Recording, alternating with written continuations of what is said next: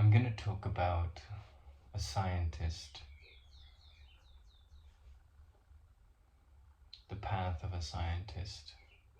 So science, like the root meaning of the word science, means to know, and art means essentially to put things in their right place. And I grew up in a family that was very passionate about art. My mother's an artist, and she derives a great deal of joy from her activities in artwork, and she's quite gifted. And my father plays music, and he writes poems.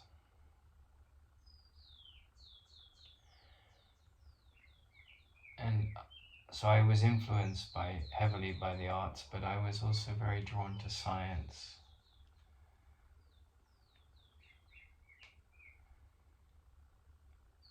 And it's my conclusion, after a lot of inquiry, that both art and science, art being putting things in the right place, science meaning knowing the essence of things, how things form and change, and what is behind the form, and what is working, what is going on. It's my conclusion that the open-mindedness that is at the heart of science leads one to contemplation.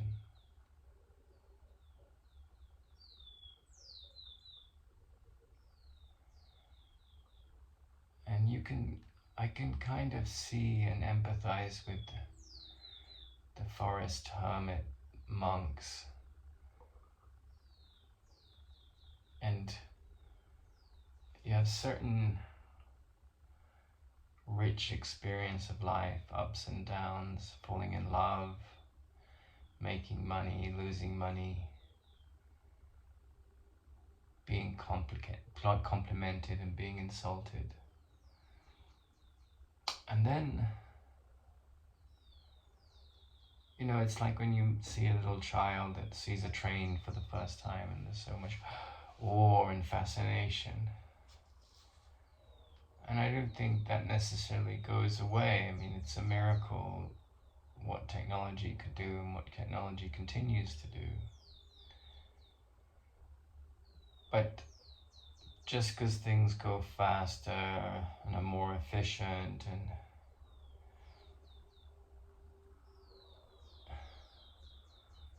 doesn't mean that the eternal verities change. I think a very serious mind comes to a place inside themselves where sorrow and all the things that come from sorrow, you might say that sorrow is actually the child of fear.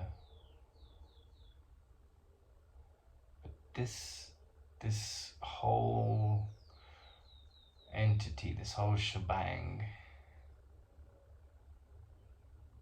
that is trapped in the past identity. I'm not talking so much about the survival mechanism. The body needs its survival, it needs its way of sustaining itself. That has its own sort of hidden intelligence. But I'm talking about something happens, and I don't think it's very relatable, except in very small, unconscious ways, to people who aren't ready to have this deeper open-mindedness that brings you to contemplation.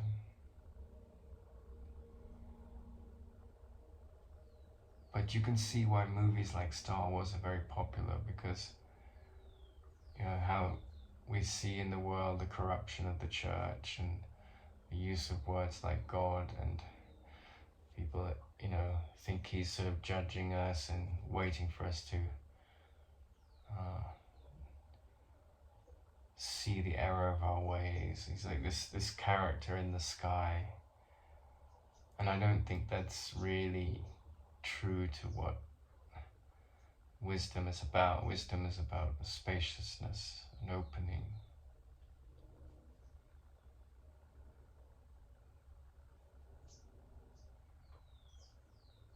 But people that watch Star Wars and they say, "May the Force be with you," there's this unconscious desire to make contact with spaciousness. And in my own life, I've seen how that's a very strong desire. Desire is almost the wrong word, because it's like you clear out all the falsity in your mind. Somehow that happens. You get there's a prevailing sense of dissatisfaction, and it's a positive force. It doesn't sound like it, but there's this kind of clearing out, and simultaneously there's this. There was a great Christian saint that we don't know who they were, but wrote a beautiful book called The Cloud of Unknowing, and this sort of cloud of unknowing drifts into the vortex of the sky in our mind.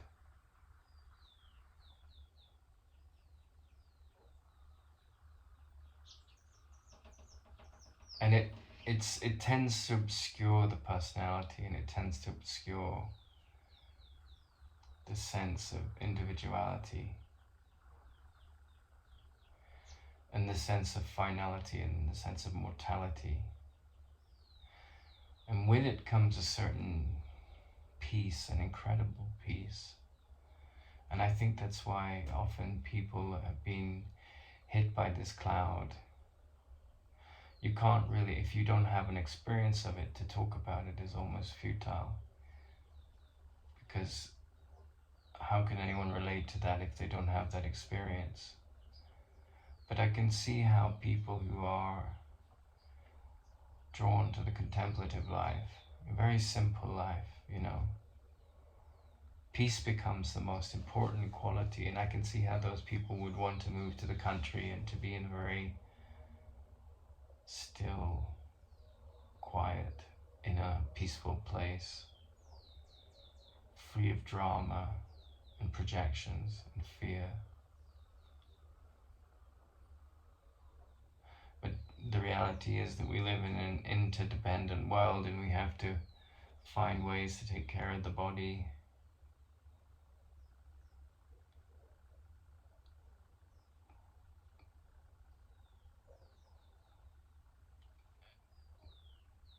One can see, though, that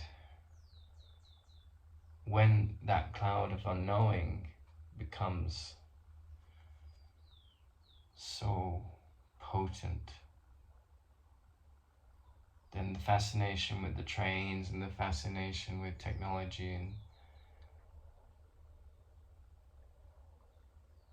it starts to drop away.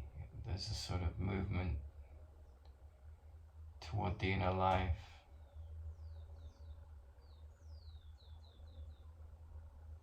It's an extraordinary thing, the way it happens.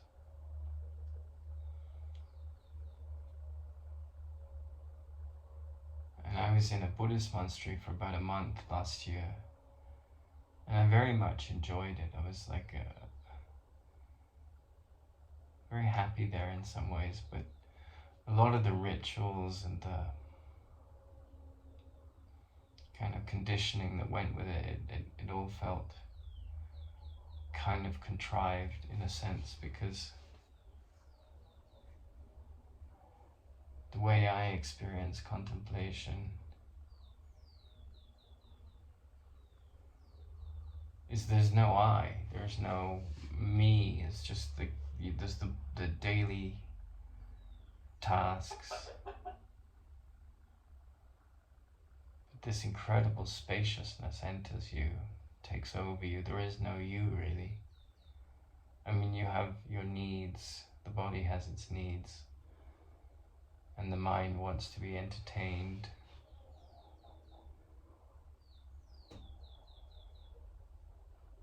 But contemplation is its own richness. It's a sort of contentment, and there comes a craving for simplicity and silence. And in my case, like the rituals of the churches and the hierarchy and the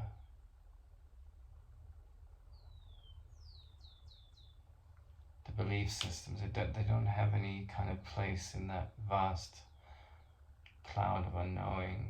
They seem to be just almost like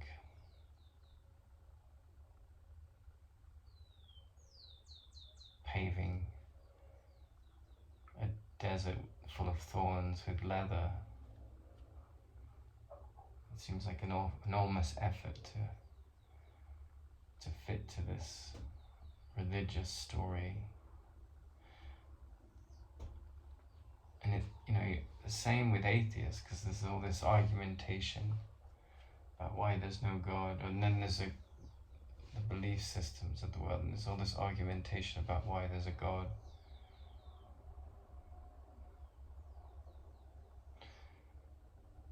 And the psychotherapists bring in all this analysis. And sometimes it has a valuable place, sometimes it's useful to see what voices are talking in us. But then all of that stuff, in the presence of this contemplative cloud of unknowing, it becomes almost like an abstraction, just noise.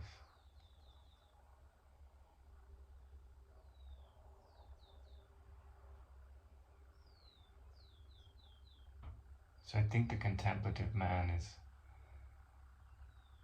is a real outsider, but the presence of his energy, it might be very controversial because it's a very different direction than the way the masses seem to be going. But there's a longing in us for such simplicity, such essential inner quietude, expansiveness, stillness. And it's really quite strange when you spend a lot of your life, striving to attain certain goals and to be someone in the world. And in my case, I was recently hit by a series of exhaustive fatigues that I just can't fight them. I have to work my way through them. So life brought me to a very restful place.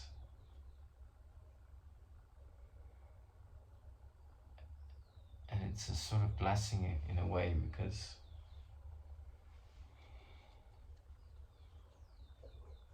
the busyness of the world and the busyness of the mind and the noise of so much activity, I'm sort of in a moment in time outside of all that. I'm working on some projects, but in alignment with where my energy is at and with the support of my family. And I remember my mentor, he used to say, how one yearns to meet someone that has contact with this inner stillness.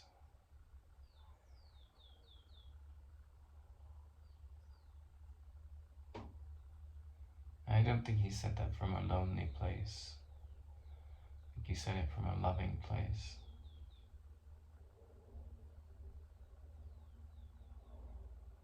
And there's the movement of the mind that wants to fix the world and improve the world, and all of that goes on, right? That just goes on, and with it comes an immense amount of technological and physical and psychological change, and also a huge amount of conflict. One of the things I witnessed, and it kind of happened to me in a series of like unexpected events. I was sort of forced by life circumstances, sometimes very negative life circumstances, to be in very quiet places, alone a lot, like in a lot of quiet stillness, in nature often. And when my mentor Tara Singh, he spent 5 years in silence, exploring yoga in Carmel, and he said he entered such plateaus of peace and quiet, just no upset, no neurosis, no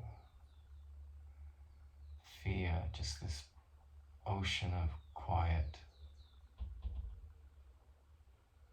And as he was coming out of those silent years,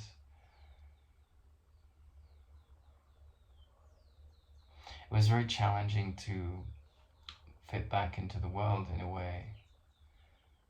And a woman I met who's very happy and life just seems to take care of her, she talked to me about how when she goes out into the world and she sees people that haven't plumbed these silent depths, or the silent depths haven't like barged through the door in the mind that prevents them entering and just taken over you. That's my sense of what contemplation really means, just being flooded by peace and quiet, and the devotion to that peace and quiet. And she obviously had entered those states. It was sort of her natural inclination.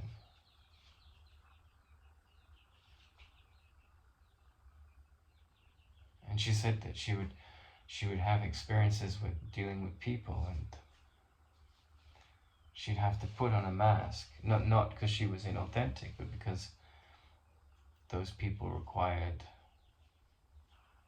this compassion and this caring voice, and often they'd be complaining about X or Y.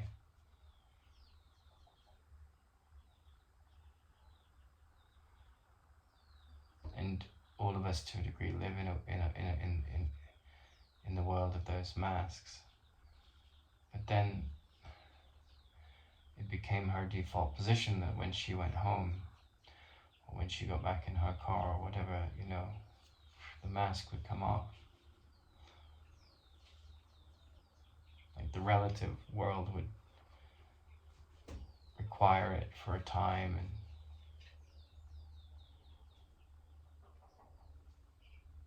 then it was put down, and it wasn't a fake nature, it was a compassionate, loving nature that demanded the mask.